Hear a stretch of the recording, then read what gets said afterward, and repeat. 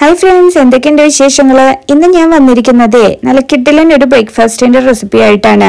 അതായത് നമുക്ക് രാവിലെ തന്നെ എണീറ്റ് അരമണിക്കൂറിൽ പാലപ്പത്തിന്റെ മാവ് തയ്യാറാക്കിയാലോ, അതും തേങ്ങയില്ലാണ്ട്. വേഗം തന്നെ റെസിപ്പി നോക്കാം. 2 കപ്പ് നമ്മളുടെ നൈസ് പത്തിരിക്കായിട്ടുള്ള അരിപ്പൊടി ഉണ്ടല്ലോ, അത് ഒരു പാത്രത്തിലേക്ക് ഇട്ടിട്ടുണ്ട്. അതിലേക്ക് ആവശ്യമായിട്ടുള്ള വെള്ളം ഒഴിച്ചിട്ട് ഒന്ന് കലക്കി വെക്കുകയാണ് ആദ്യം ചെയ്യുന്നത്. ഇത് നന്നായിട്ട് മിക്സ് ആക്കിയിട്ട് അത് അവിടെ ഇരിക്കട്ടെ കേട്ടോ.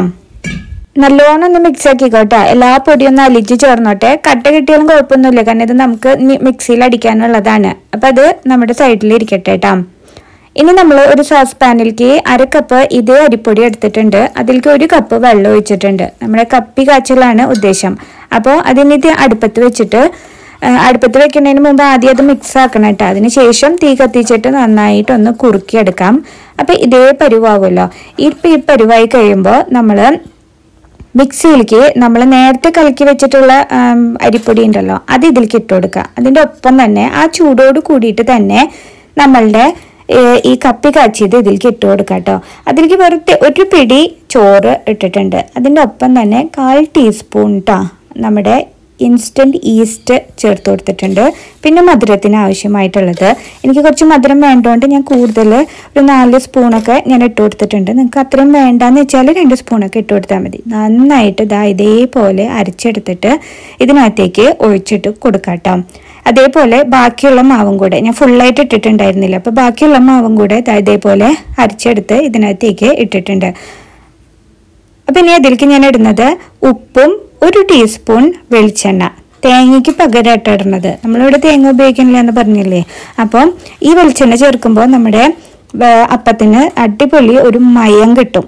അതിന് വേണ്ടിയിട്ടാണ് ഇത് ചേർക്കുന്നത്. അതേപോലെ കപ്പി കാച്ചുമ്പോൾ നല്ല സോഫ്റ്റ് ആവും ചെയ്യും കേട്ടോ.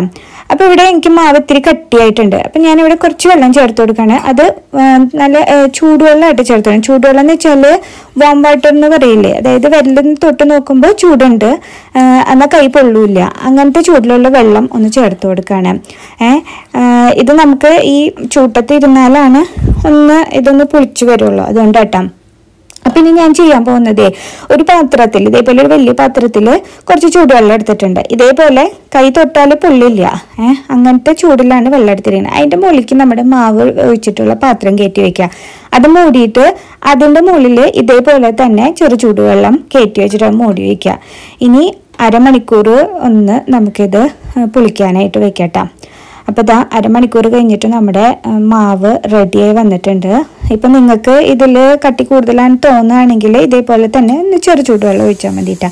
ഇനി നമുക്ക് അപ്പം ഉണ്ടാക്കാം. എളുപ്പമല്ല ഉണ്ടാക്കാനായിട്ട്. എല്ലാവരും ട്രൈ ചെയ്ത് നോക്കിയിട്ട് അഭിപ്രായങ്ങൾ അറിയിക്കണം കേട്ടോ.